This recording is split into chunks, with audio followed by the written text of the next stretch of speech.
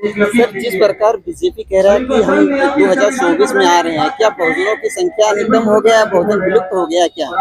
नहीं, ये शर्म और दुर्भाग्य की बात है कि 5 लाख संगठन जो आज बाबा साहेब के नाम पर रजिस्टर्ड है इस देश में, जो लगातार ये दावा करता है कि वो बाबा साहेब की विचारधारा को जो है जन जन तक पहुंचाएंगे और दबे कुचले वंचित शोषितों का अधिकार जो है वो उनको दिलाएंगे। आज वो किस बिल में छुपे, वो कहाँ बैठे हुए कि आज खुले आम इस तरीके से आकर के जो है धमकी दी जाएगी कि संविधान बदला जाएगा और प्रधानमंत्री के सलाहकार आकर के खुले मंचों से और प्रेस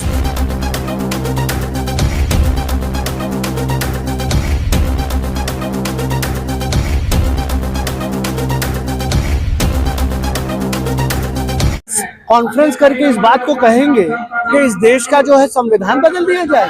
अरे शर्म से डूब मरना चाहिए ऐसे बहुजन जो अपने आप को अम्बेडकराइट कहते हैं, इनको शर्म आनी चाहिए। आज जिस सामाजिक न्याय के कारवां को बाबा साहेब ने अपने खून पसीने से सींचकर यहाँ तक लेकर के आए, आज वो संविधान की विचारधारा खतरे में है, वो बाबा साहेब के विचार खतरे में है।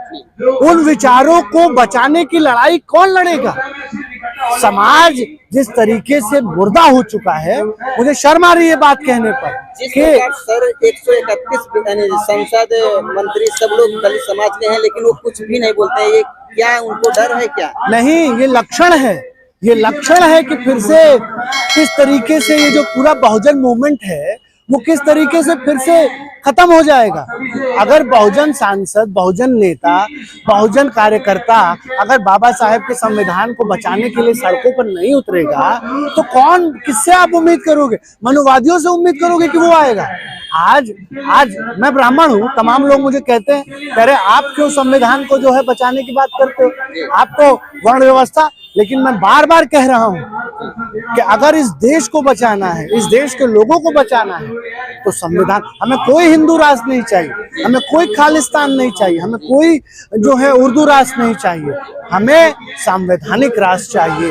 बाबा साहेब के संवैधानिक राष्ट्र को हम मुकम्मल करेंगे और अपनी अंतिम सांस तक इसको बचाने का काम करेंगे और लड़ाई लड़ेंगे। 2024 में सर नजदीक है और जो नई संसद में जो संगोल स्थापित कर दिया गया और वहीं पीएम के सलाहकार जो है वो इस बात को कहते हैं कि संविधान को बदल देना चाहिए, तो आप कैसे देख रहे हैं 2024 के जो चुनाव है उसमें बहुजनों की क्या प्रतिक्रिया? नहीं, देखिए, सरकार का तो स्पष्ट रूप से पूरी विचारधारा है, सिंगोल मतलब पेरियार बाहर, सिंगोल मतलब अंबेडकर बाहर। जिस संविधान को, इस देश की आईन को बाबा साहेब ने उसका निर्माण किया दलित वंचित शोषितों का, आज उनके नाम पर जो है वो वहां का नाम नहीं रखा गया। हमने इसके खिलाफ आंदोलन किया कि नई संसद का नाम बाबा साहेब भीमराव अंबेडकर के नाम पे रखा जाए। उन्होंने इस बात को कुचल करके आज वहां संगोल स्थापित कर दिया। तो ये तो लक्षण दिख ही रहा है इस देश में कि किस तरीके से आने वाले समय में इस पूरे देश में अगर बहुजन गुलामी न ला दी इस सरकार ने तो मेरा नाम बदल दीजिए। ये पूरा कुचक्र, पूरा प्रयास इसी चीज का है। और आज भी अगर बहुजन चुप है, आज आप बताइए ना कि निगमीकरण और प्राइवेटाइजेशन का मतलब क्या है? मेरे बहुजन भाइयों, निगमीकरण और प्राइवेटाइजेशन का मतलब है कि आरक्षण खत्म, आपका जो हक और अधिकार है, जो सामाजिक न्याय है, क्योंकि आरक्षण कहाँ मिलता है साहब? सुनिए ना, बताइए, आरक्षण कहाँ मिलता है? सरकारी यूनिवर्सिटी में मिलता है, सरकारी कंपनियों में मिलता है।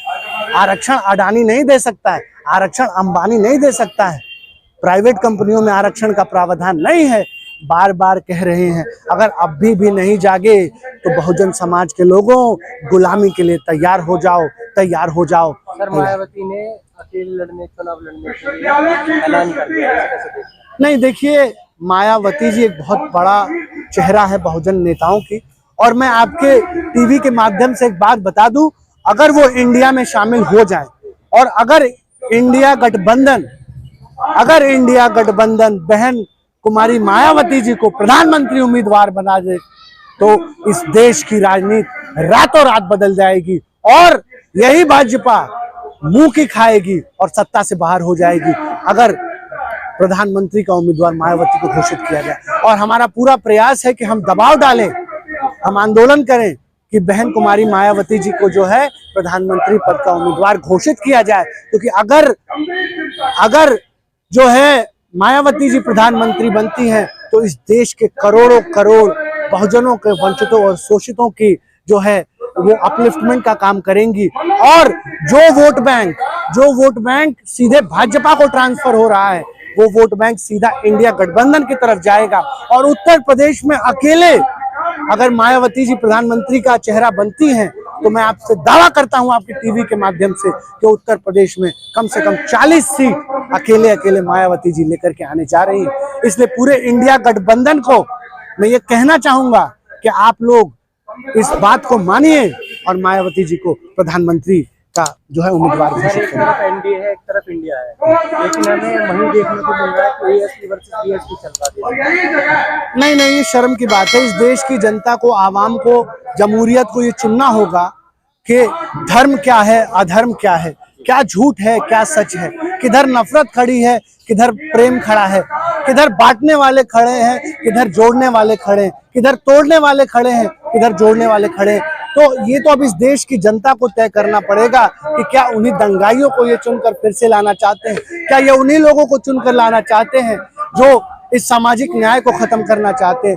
जो संविधान को खत्म करना चाहते हैं, जिन्होंने संविधान की प्रतियों को जलाया, जिन्होंने तिरंगे का बहिष्कार किया, जिन्होंने इस देश में राजशाही को जो है लाने का काम किया। वैसे लोगों को अगर आप चुनना चाहोगे तो मैं समझता हूं कि आपके बच्चों का भविष्य फिर एक बहुत ही बड़े अंधकार में है। इस देश की सम्मानित जनता अगर चाहती है कि इस देश में सौहार्द बना रहे, इस देश में भाईचारा बना रहे, इस देश में पीस और हार्मनी रहे, तो हमको भाजपा जैसी दंगा वाली सोच और बांटने वाली, फूट डालो राज करने वाली विचारधारा को हटाना होगा। और 24 मौका है। अगर 24 में हमने भाजपा और आरएसएस की विचारधारा को नहीं उखाड़ा तो मैं समझता हूं भूल जाइएगा, इस देश में फिर से लोकतंत्र रह जाएगा। धन्यवाद। जय हिंद, जय भारत।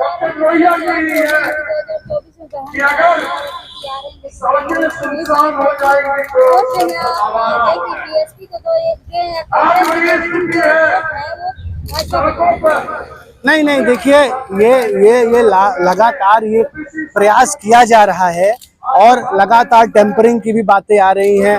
चुनाव आयोग भी पूरी तरीके से इन्हीं के साथ खड़ा है और जिस तरीके से सलाहकार समिति में अब प्रधानमंत्री ही जो है चुनाव आयोग के प्रमुख को चुनेंगे, तो ये तमाम चीजें हो रही हैं, साजिशें हो रही हैं, समाज को बांटा जा रहा है, हर निचले स्तर पर ले जाकर के समाज को बांटा जा रहा है, तो हर वो कुचक्र किया जा रहा है।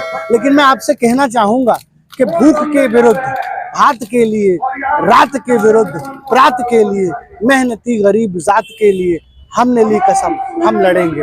लुट रही हैं आदमी की रोटियां, बिक रही हैं आदमी की बोटियां, किंतु सेठ भर रहे हैं कोठियां। लूट का ये राज हो खत्म, क्रांति के लिए चले मशाल, क्रांति के लिए उठे कदम। बहन, जब आपके सामने कोई रास्ता नहीं बच जाता है तो सिर्फ एक ही रास्ता बन सकता है और वो है क्रांति। और मुझे पूरा भरोसा है कि इस देश का गरीब, किसान, मजदूर, दबा कुचला, वंचित, शोषित आने वाले समय में क्रांति का रास्ता चुनेगा। और इस देश को अब कोई बचा सकता है तो क्रांति बचा सकती है, क्रांति बचा सकती है। धन्यवाद। जय हिंद, जय भारत।